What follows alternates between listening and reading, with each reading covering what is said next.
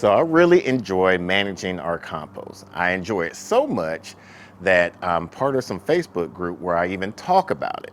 And some of the issues that a lot of people have been having in those groups is how to heat up their compost. So in this video, we're going to show you how to heat up your compost. And we're going to start right now. What's going on, YouTube Gardener? It's your boy Sydney from the Nakid Gardener channel. In this video, we're going to show you how to heat up your compost once it gets cold. So there's two types of composting. You got your hot composting where you have your rapid decomposing at high temps, and during that phase you have your bacteria breaking down your organic matter at those high temps. Lastly, we have our cold composting, something that we allowed our compost to do. It just breaks down over a long duration of time. It doesn't require any high temperature whatsoever. All right, so let's get to know your browns and your greens. For your browns, you have your items like your cardboard, your sawdust, your shredded up paper, and your shredded up leaves. So let's talk about nitrogen, or the greens. For that, you can use your food waste that you have. You can use manure. You can also use coffee grounds and fresh grass clippings. So right now we have our cold compost at about 70 degrees, and we're going to try to show you how we're going to heat this up by adding the top layer into the bottom layer and everything that's on the outer side of it into the inner side of the compost. And then we're going to wet it down in between the layers, and we're going to constantly add in some more of the brown and some of the green on top of here. You want to get about a 9 cubic feet, or at least a 3 feet tall, 3 feet wide, and 3 feet long. So we're going to show you how we're going to do that.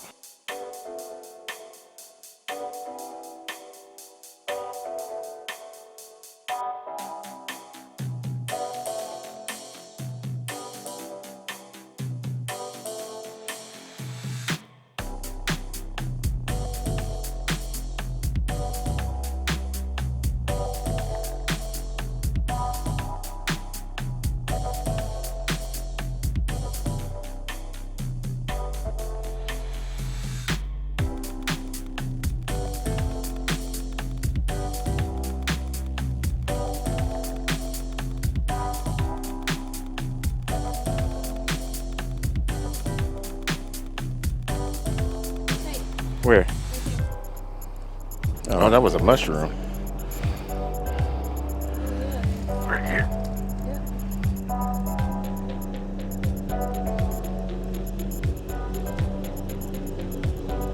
You want to throw it out in the alleyway?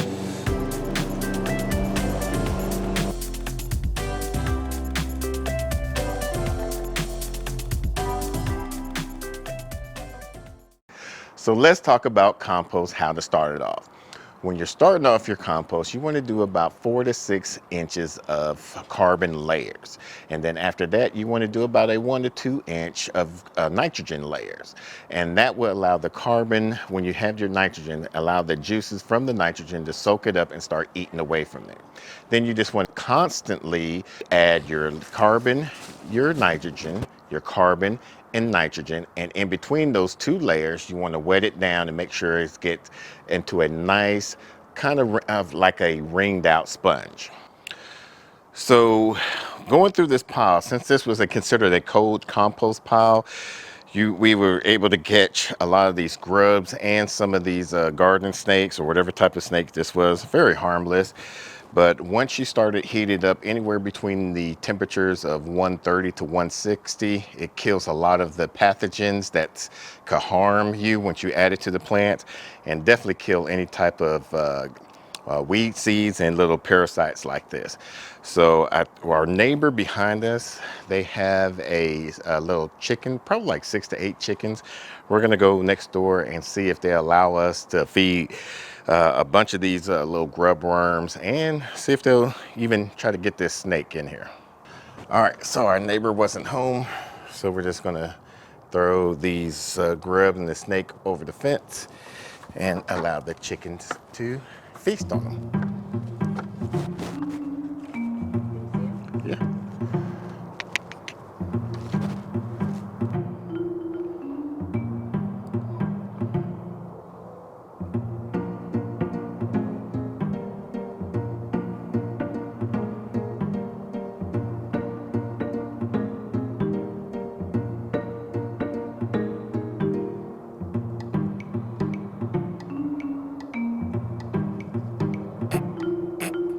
there's more over there, silly. So you found that real easy. Make sure you give us a thumbs up.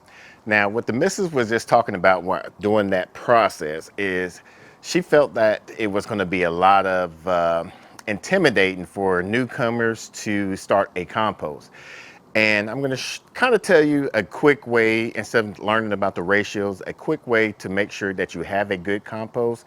If your compost is starting to get real smelly, that means you have a little bit too much of nitrogen, and it's a kind of anaerobic, so just add more carbon.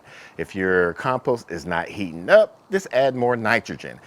So that way the carbon will be able to eat off of that nitrogen and warm up from there. And just wet it down a little bit. As you can see, we just want to get it into a nice wrung out sponge. Allow the water to ease out when you squeeze out the compost. Another good thing about compost, especially with us going to be out on our new farmstead, homestead area, you want your compost to be as far away from the house as possible. So that way, if any rodents, as you see, especially with snakes and garden snakes, whatever it may be, it'll be away from the garden, away from the house. And then what you want to do when you add your nitrogen, either put some baking soda on top of there or a whole bunch of carbon on top of there, so that way kind of hide the smell. Now, there's some controversy on what to add on to the regular composting, because composting is a lot different from worm composting.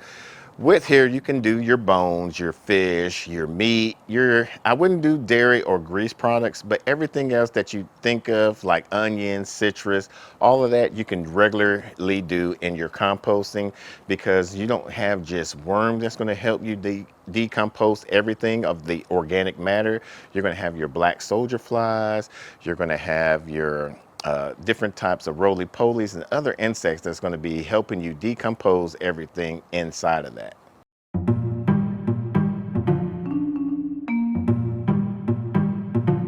So how do you know that your compost is ready? Once you turn your compost and it doesn't stay in the temperature between 130 and 160, those are the key elements of temperatures that your compost wants to stay at. That's going to help you kill any type of pathogens, bugs, or weed seed that's going to be inside of your compost. Now, comment down below and let us know what type of compost that you're doing and why. So if you like this type of video and want to see more videos about composting, we'll put a playlist above so that way you can follow along. Until the next video, let's grow together.